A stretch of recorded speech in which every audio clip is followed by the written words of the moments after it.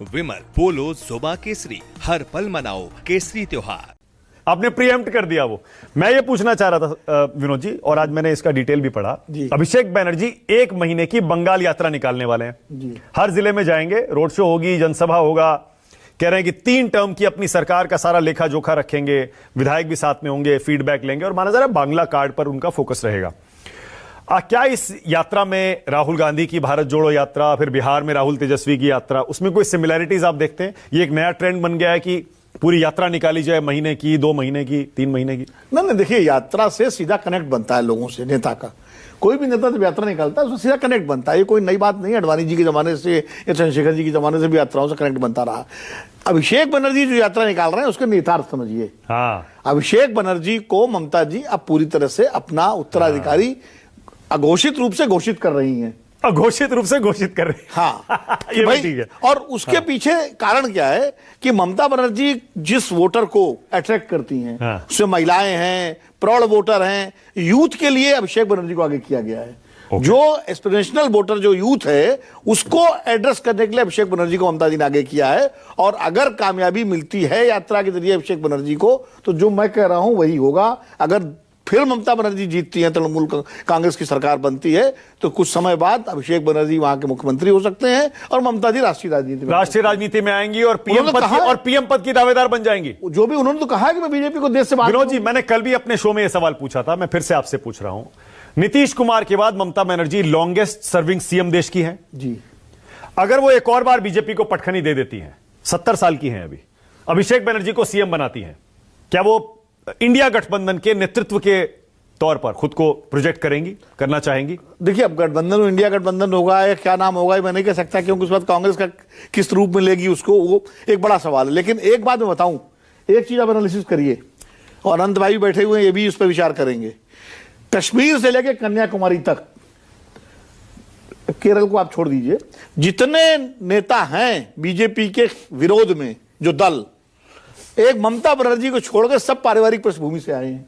अब्दुल्ला परिवार, स्टालिन परिवार, तेजस्वी लालू परिवार, मुलायम परिवार, कांग्रेस में राहुल गांधी सोनिया गांधी परिवार, आप बादल परिवार, शरद पवार परिवार, ठाकरे परिवार।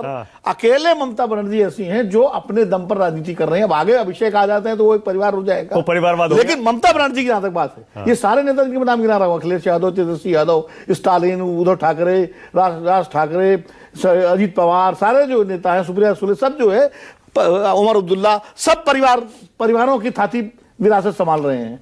ममता बनर्जी की अपनी विरासत है, तो ये एक यूएसपी ममता बनर्जी के साथ है।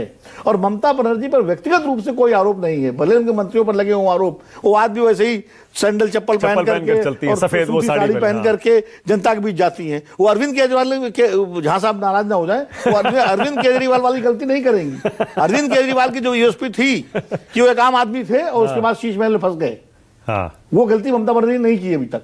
तो मतलब कहने का, इसलिए ममता बनर्जी जो है, अगर पश्चिम बंगाल में फिर से जीतती हैं, मतलब चौथी बार वो जीतती हैं, तो निश्चित रूप से राष्ट्रीय राजनीति में उनका बड़ा कद बढ़ेगा। अब क्या होता है, प्रधानमंत्री का दावेदार होती हैं, कैसे करती हैं, संयोजक बनती हैं, देवीलाल जी की भूमिका में आती हैं या खुद बनती हैं, ये अलग बात है। अच्छा, देखिए, आपने तो संजीव झा की तरफ फेंकी गेंद, लेकिन मैं आलोक शर्मा का चेहरा देख रहा था। मैं संजीव झा से मतलब देखिए, ऑब्वियस है, उनके नेता का नाम ले रहा हूं तो कहीं वो नाराज ना हो जाए, लेकिन सच्चाई यही थी ना। आपने तो बिल्कुल ऑब्वियस सी बात की, बिल्कुल सही है, क्योंकि अरविंद केजरीवाल भी बिल्कुल उसी तरह की राजनीति करने आए थे, वही उनकी छवि भी थी, और अभी भी काफी हद तक है। वही छवि टूटी ना, टूटी वो। देखिए, दिल्ली में आप देखिए, जो वोट उनको मिलता था, एडिशनल वोट जो विधानसभा में, वही वोट तो शिफ्ट हुआ है बीजेपी को। हाँ, जो 8-9% वोट बीजेपी को बिल्कुल सही है, जो मिडिल क्लास वोटर था और जो उस छवि के कारण था, वही शिफ्ट हुआ है। बाकी वोटर वही है उनके पास, उनका वोट कम नहीं हुआ। आपने संजीव झा आम आदमी पार्टी की तरफ गेंद उछाली, लेकिन मैं आलोक शर्मा का चेहरा इसलिए देख रहा था, आलोक जी मुस्कुरा भी रहे थे, मंद मंद मुस्कुरा रहे थे, रोकने की कोशिश भी कर रहे थे अपनी मुस्कान को,